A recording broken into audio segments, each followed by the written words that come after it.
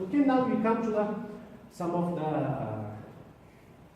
diseases or some of the lesions in the retina, how to draw them. I start them with the simple ones. I will not go to the most complex ones. Mostly we see BRO or branch retinal vein occlusions. And this is how we draw it, the easiest ones. Again, you find the center of your circles. That is going to be the fovea. And which eye is this? Again, the right eye. Because the nose is going to be located here, and this becomes the right eye. So your disc is going to be two discs toward the right side of your Amsler chart, two discs away. And then you draw the veins, and in the third branch you draw the equator. And the things you see is in the BRTO or the flame-shaped hemorrhages. And then you just draw your flame-shaped hemorrhages with ridge color. And now we know that the infra-temporal branch of the retina is occluded. Infra-temporal branch. Because this is the temporal side and this is the inferior side, we say infra-temporal branch. In funduscopy, where do we see this? Where this is going to be seen? It's going to be seen even here. Upper nasal side. A big difference. If you rotate your chart, then this problem is going to be solved. Actually, we are going to see this branch here in the upper nasal side, but in the funduscopy. But the real location of it is in the infra-temporal side. And the other thing we see here in BRDO, if edema is present, then macular edema is also going to be by blue color. Blue color for edema and this flame-shaped hemorrhages. This one is the easiest one. We can draw it. And if you do it in virus retinal, you do not draw all the 3 circles. You just do some lines like this, and then you just draw it.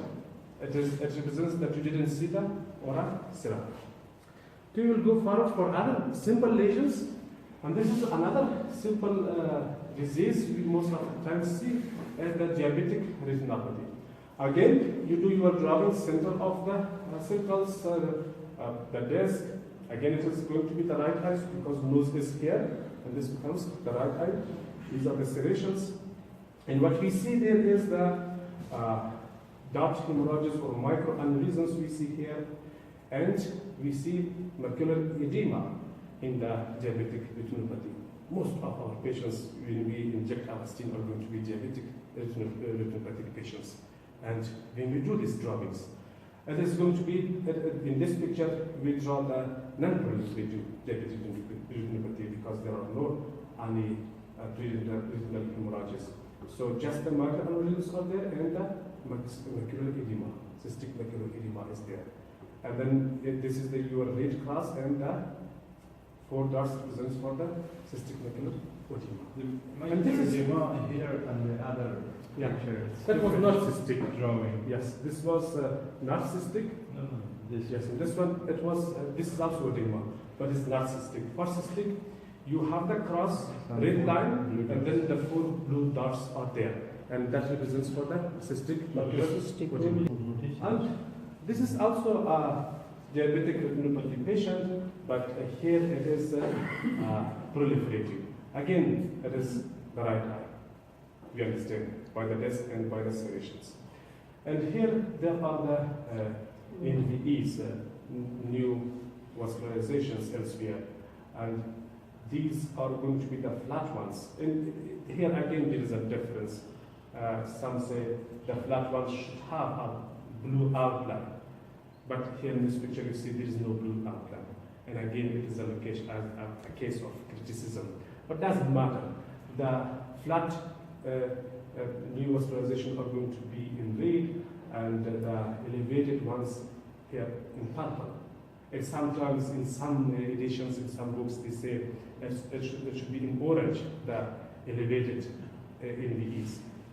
But in orange or in purple doesn't matter. Both of them are acceptable. And another thing, as a general rule, here again we say they didn't color the attached retina by red color. Again, for better visualization of these red lesions. Another general thing you know, everything in diabetes is going to be in green color. It's a general. Everything in diabetes should be in green. And this is the visual hemorrhage, because it is proliferative diabetic retinopathy. We hemorrhage in general, we know everything about hemorrhage in red. But if it is in the vitreous, in green. Again, the different ideas. In vitreous, if it is, some books they said if it is fresh, again you can draw it in red. But in most of the books, in most of the literatures, they are in green, either it is fresh or not. But green is the best. As a general rule, everything is vitreous green. So this is the proliferative form of diabetic retinopathy. This is easy enough. We can draw it. And here in this picture, many things you can see. Again, here, this is the proper use of the red color to show the attached retina, because we have some other lesions here. Again, it's going to be the right eye. We have the vascular arcades, and you see the RD or retinal detachment is going to be shown in blue color. Blue outline and also the blue color. And if there are folds in the retinal detachment or in RD, they are also in blue lines. These are showing the folds in the RD. And also the hole in the RD. What is the outline of a lesion? This area is going to be the outline. The outline of the hole in the RD. Generally, most of the time, the holes are outlined by blue color, like in this here, or we can call it a brick. The bricks or holes, they are outlined by blue color, and the inner side of the bricks or holes are colored mostly in red, as a general rule. So this is the RV. It has a brick, and the brick is brick's outline is in blue color. Sorry. Horseshoe. Yes, horseshoe bricks. Yes, it is a horseshoe. That's, we also talk about it later also. Horseshoe like tail is there. And another thing you see here is the corridor detachment. Like we shall also talk about it. It started at the Ora Serrata and it continued up to the equator. Mostly our corridor detachments do not extend the equator. Do you know this reason why? Mostly they come up to the equator and they do not exceed. But RDs can exceed up to optic disc. There are the vortex wings. The vortex vessels, they have the strong attachment with the corridor. That is why the vortex wings are located in the equator. So they do not leave or they do not permit the detachment to occur posterior to the equator. Most of the time, they cannot exceed the equator because vortex wings are here in the corridor. So they have strong attachments. Most of the time, they will exceed up to the equator. So this is your corioid detachment, and this is in brown, the brown color. This is the RD in yellow color. And what you will see here, this is the lattice degeneration. Lattice degeneration is again the outline. The outline is going to be in blue, and the inner side is going to be by cross blue lines. And sometimes in the inside of the lattice degeneration, you are going to see the holes. The holes again, the background of the hole is going to be in blue. The inner side is going to be in red. So sometimes in the lattice degeneration, you see the holes. So this is the lattice degeneration. This is the corioidal detachment. This is the retinal detachment, and this is the horseshoe brick in the retinal detachment. So we'll go forward. Okay. These were the simple things, the things we must draw. And we are now going to the complicated ones, the complex ones, we say. I thought that it is better to see first the lesions of the retina. For example, if someone tells you white with pressure or white without pressure, what is that lesion? First, if I show just the drawing to you, that harsh paving stones are drawn in this color, you will not understand what is first paving stone. For example, someone may not have seen retinoschisis. If I say retinoschisis is drawn by blue, then it is again a question, what is retinoschisis itself? So first, I thought I should explain the lesions in the retina and then the drawing. First you must know the lesion, then you will go to the drawing. So I have prepared some of the pictures to you, and then you will first see the lesions. For example, this is a retinoschisis. And if you don't see this, for example, if you see this kind of lesion in the fundus, you must be aware of retinoschisis. You should not at first say that it is RD, because it is something different from RD. This is retinoschisis. In retinoschisis, you know, the retina has how many layers? 10 layers. In the 10 layers, if the detachment occurs between the 5 superficial layers and 5 deep layers, that is detached into 2 parts, 5 upper layers and 5 down layers.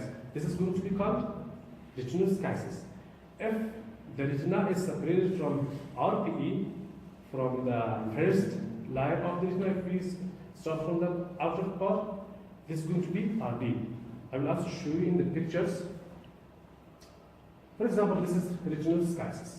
What we see here is the first, if we start from the inner side of the eye, the layers, first is inner limiting membrane, the first one, from the inner side of the eye. And the second layer is going to be the nerve fiber layer, that is going to be up to this area. And the third one is going to be ganglion cell layer. And the fourth one is going to be the inner plexiform layer. And the fifth one is going to be the inner nuclear layer. The separation between inner nuclear layer and the outer plexiform layer is going to be called retinoschisis. So 5 layers are in the upper part and 5 layers are in the down part. And when we go downward, this one was inner nuclear layer. This is going to be the outer plexiform layer, outer nuclear layer, and then we have the photoreceptor layer where rod and cones are present. Sorry, before rod and cones or photoreceptor layer, there is the inner limiting membrane. After that, we have photoreceptor layer, and then we have external limiting. Yes, external limiting membrane. And then we have the photoreceptor layer, and then we have RPE, and then brush membrane, and then this is going to be the brush membrane. And then we have the correa. So my purpose is that retinoschisis occurs between the inner nuclear layer and outer plexiform layer. This is going to be called retinoschisis. If the detachment is between the photoreceptor layer and the RPE, retinal pigment epithelium, this is going to be called RD. If the detachment is in the brush membrane, for example, RPE is also detached and also some part of brush membrane, this is going to be called RPE detachment. It's the third one, retinal pigment epithelium detachment. So we know now 3 kinds of them. We'll go forward. These are the layers I said. And this is an easy way, it's something extra, but I will tell you how to memorize these ones. I myself divide them into 3 parts. The first 3 here, and the other 3 here, and the 4 in the middle. That is the easy way to memorize them. The first one, we know the nerve fiber layer is there, but before nerve fiber layer, there is the inner limiting membrane. After that, nerve fiber layer, and then the ganglion cell layer. These 3. And the other 4 layers, they are similar. Inner plexiform layer, then inner nuclear layer. Outer plexiform layer, outer nuclear layer. These 4 are also easy to memorize. Inner plexiform layer, then again there is inner nuclear layer. Again, we just changed the word inner to outer. Outer plexiform layer, outer nuclear layer. So the 4 in the middle is very easy to memorize. The first you separately memorize, and the last ones again the outer limiting membrane, and then photoreceptor layer and pigment epithelial layer. This is an easy way to memorize these layers. And they are not easy for most of us because they are changed and most of the time we forget them. If you use this technique, you will memorize it. And this is another picture of retinoschisis. You see, retina itself is separated into two layers. The 5 upper layers and the 5 downward layers. Again, you see some holes in the upper layer of the retinoschisis and also again in the downward or in the other sheet of the retina. Okay, we go forward. And this is another, if you see some of the text on Fundus drawing, they will say that Ora Serrata Pearls are going to be drawn in green color. And then this is again a question for you. What is Ora Serrata Pearls? You first know the lesion and then you draw it. Ora Serrata Pearls they look like pearls, and they are located in the Ora Serrata. And there are different ideas about these lesions. But most accepted one is they say they are also a kind of drusen. They are a kind of drusen, these lesions. They also occur in the Ora Serrata. So when you see this kind of lesion, then you will say this is Ora Serrata Pearl, and then you draw it in green color. We'll go to the other lesions, and this is also an interesting kind of lesion, white without pressure and white with pressure. Sometimes in the peripheral retina, when you do indirect funduscopy, you're going to see these kind of white areas. Then most of the ophthalmologists are going to mistake this for RD, and they will think this might be RD. But if you do base scan for these patients for ultrasound, you will not see any sign of RD. So you or we must be aware of white without pressure. And the other one is white with pressure. Okay, this white without pressure means without any scleral indentation, you see a white area in the peripheral retina. But white with pressure means when you do indentation, you see a white area. So these two are different. With pressure means with indentation, you see a white area in the peripheral retina. Without indentation means without pressure means without indentation. By just looking to the retina, you see a white area. And most of the time they are innocuous. The patient has the normal vision, no problem. But you must know about these lesions to differentiate it from RDs. And also to differentiate it from RDs, you can use the scleral indentation. By scleral indentation, you can understand whether it is RD or not. And it again needs experience, how the RD will look and how these white without pressures are going to look. And this is white with pressure. This is not going to be seen if you just are doing funduscopy without scleral indentation. They will not be shown. But when you do scleral indentation, you are going to see these white areas.